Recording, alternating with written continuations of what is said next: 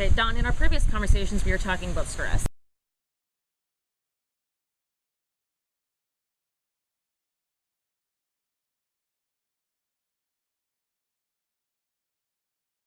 And I think that, you know, every woman in their life has multiple forms of stress, and I think my definition of stress is completely different than what you were explaining to me. Can you further expound on that? Well, look, stress is a big word, right? I mean, it means a lot of different things to a lot of different people. So let's really get definitive about it and define it down from the perspective of how are we going to help you get the results that you want. Because what we've talked about there was how stress, the big word, is affecting your overall mind and body, and how that's leading to the symptoms, right, and to the problem. So back up and let's talk about this whole idea of what stress is, because there's good stress and there's bad stress. You alluded to that earlier, like, well, everybody's under stress, right? Well, good stress would be an example. An example would be like a good workout. Putting that kind of stress on your body is actually a benefit, because your body has to respond to that stress and it gets stronger as a result of it. So that's good stress. It's runner's high. Exactly right. I know, runner's high. But then we have what we consider bad forms of stress. Okay. And that's the kind of stress where, let's say you're in a hurry, you get into traffic, and now you're just beside yourself, right? And this is just eating away at you. What's happening there is you're creating a stress response that's designed, the way your body is designed to handle a stress response like that is to put all that stress hormone in your system and then have an all-out burst of activity, because that's called the fight or flight response. When you can't use or utilize the energy that's being given to you as a result of those hormones, now you've got a big problem, because what are you doing? You're sitting there stewing in your own toxic soup of stress hormones, and they're just pulling all this resource out of your system, and you're not finishing the stress response. That's very damaging.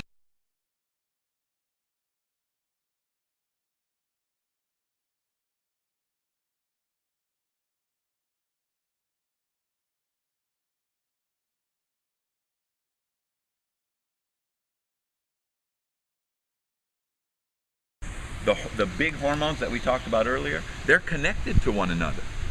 When one goes up, the other compensates. And when that one compensates and goes down, then the other compensates and goes up. So they're connected. So insulin is literally connected to adrenaline and cortisol.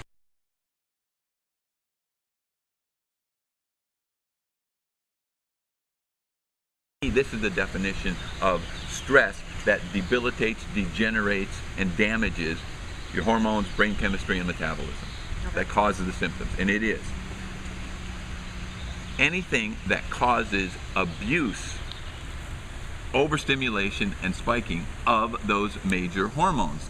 Dominant burden, like I mentioned before, that is a very severe, damaging form of stress. So when I say stress, I'm looking at it like, how does that stress cause breakdown in your mind and body? Quick lesson and understanding in those two hormones will solve that for you.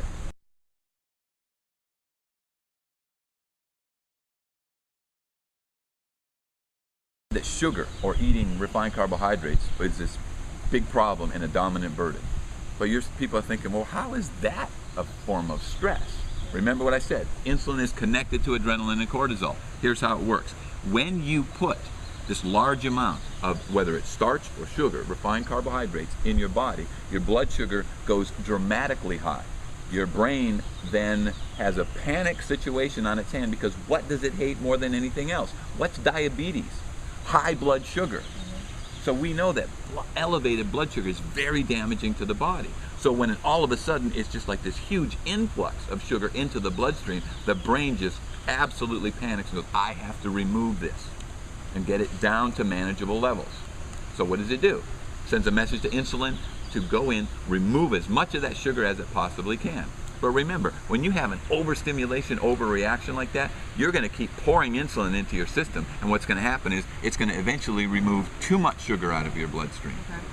Now think about how they're connected. Because once you remove too much sugar, guess what happens to your brain now? Now it goes, oh my God, I don't have enough sugar in my bloodstream. So then it sends a message to adrenaline and cortisol and says, you've got to go into the muscles and the liver and pull out that storage sugar that I have and put it back into the bloodstream, because the brain doesn't tolerate not having its own fuel supply. You see? So stress then becomes, anytime you stimulate one of these major hormones, big hormones, you're causing an overreaction and stimulating the other. So eating sugar and refined carbohydrate is identical. It's the same thing to sitting there getting yelled at your boss, or getting mad at your husband, or, you know, somebody leaving the toilet seat up. It's definitely something you overlook. You know, not every woman knows that. But no, right? Who's thinking of that? Thinking that? When you sit down with your doctor, is he telling you that? Yeah.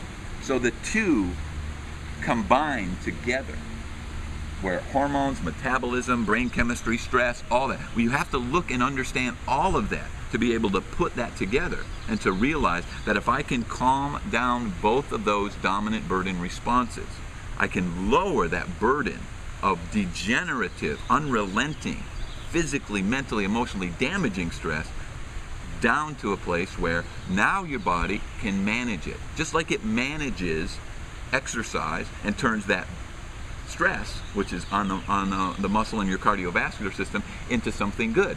That's what you're after, is to get yourself to a place where your physiology and your mind is on top of the stress and you're not being depleted by it. In that process is how you're going to solve the PMS, the premenopause, the menopause, the sleep problems, the low sex drive, the fatigue. That's how you solve it. You improve your body. You stop this unrelenting, damaging form of stress. Everything then is a cascade. It's a positive domino effect. Everything will begin to come back. That's what the inevitability protocol is.